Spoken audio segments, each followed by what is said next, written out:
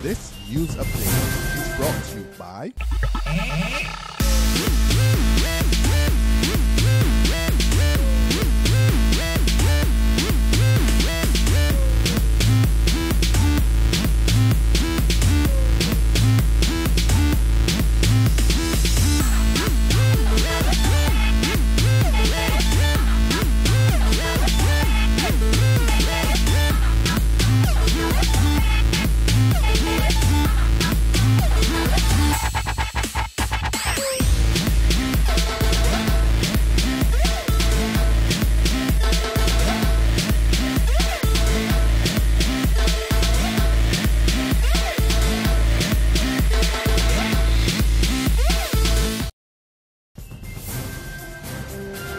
This is the 6 p.m. Barbados Today news update for Friday, October the 3rd, 2014. I'm Emmanuel Joseph.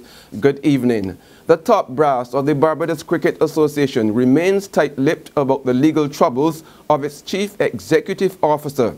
Yesterday, Barbados Today broke the news that the Miami-Dade County Court had convicted Jeff Miller on second-degree grand theft and placed him on 12 years probation beginning July the 25th this year and ending July 2026. But while the members of the BCA's Board of Management are mum on the issue, Chairman of the Human Resources Committee and second Vice President of the cricket body, Wendell Kelman, assures Barbadians that the matter will be dealt with as soon as possible. And Industry Minister Donville Innes is calling for the heads to roll at the National Insurance Scheme. Earlier this week, the NIS revealed that checks to pensioners and all other benefits would be delayed by 3 weeks because of a computer hardware malfunction. Speaking on the issue today, Minister Innes made it clear that the situation was simply unacceptable. My personal opinion is that a fiasco like what happened at National Insurance should merit heads rolling there to some extent. But that is their issue that they will have to decide on. Stop sending home workers or else. That's the message from the National Union of Public Workers to the management of the Barbados Community College. The NUPW is charging that the college has been retrenching workers by refusing to renew the contracts of temporary staff and engaging part-time tutors as independent contractors. NUPW spokesman Wayne Waldron says this is not acceptable and the union is prepared to take action to stop the layoffs. You can't anticipate what unions do when you reach the ultimate stage. They take whatever recourse is necessary to put pressure, and your guess is as good as mine. And where if there's a breakdown and there's no cooperation, we are prepared to take whatever action is necessary, including protest action. Local law enforcement authorities are investigating a break-in at the Licensing Authority. According to Police Public Relations Officer Inspector David Welch, the incident occurred overnight at the Pine facility. It is unclear what was taken from the offices, but officials of the Licensing Authority are in process of conducting an assessment. There's regional and international news after this short break. Hi, I'm Red Plastic Bag. Anyone who knows me knows I don't like cold.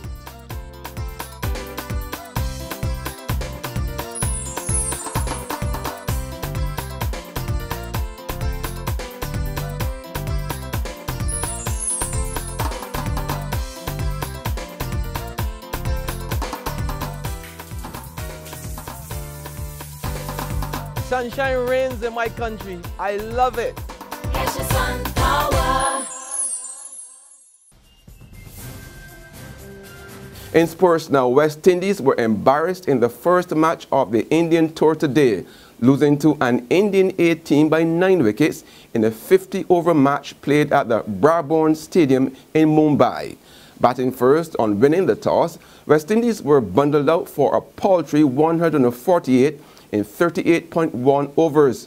Only Marlon Samuels, batting at number 4, showed any enterprise with a sparkling 59-ball 56 that included 9 boundaries. The chief wrecker of the innings was leg spinner Amit Mishra, with figures of 3 for 26 in 10 overs. When India A responded, they made light work of the meager total, rushing to 149 for 1 in 26 overs. Opening batsman Omrit Shan top scored with 79 off 81 balls, that including 11 boundaries and 2 sixes. The West Indies have one more match to get their batting in order before the first one-day international against India on Wednesday. In the Caribbean, Jamaica is seeking answers from Trinidad and Tobago about the murder of one of its nationals. 25-year-old Tremaine Thomas was among 3 who were shot and killed by gunmen 2 weeks ago in Laventille. And Kingston Foreign Affairs Minister says it has been in contact with authorities in Port of Spain requesting information on the deadly incident, but was told that the matter was still under investigation by police. And finally, further afield, tensions flare in Hong Kong as protesters and police clash on day 7 of massive street protests. The police officers essentially forced their way through a barricade that the protesters had set up, and they kept repeating that they were unarmed. It appeared that they were carrying supplies to deliver to a large contingent of police officers that we know are inside that building right now. They've been essentially camped out because the protesters have been blocking the supplies and blocking the entrance to that building. And that CNN report brings us to the end of this week's updates. We'll be back again at 7 on Monday morning. Until then, remember to log on to www.barbadostoday.bb, subscribe to our e-paper and email updates, or like us on Facebook. You can also catch us on Izumi Media in bus terminals or screenplay at supermarkets and gas stations near you for the latest news and sports. I'm Emmanuel Joseph. Have a great and safe weekend. This news update is brought to you by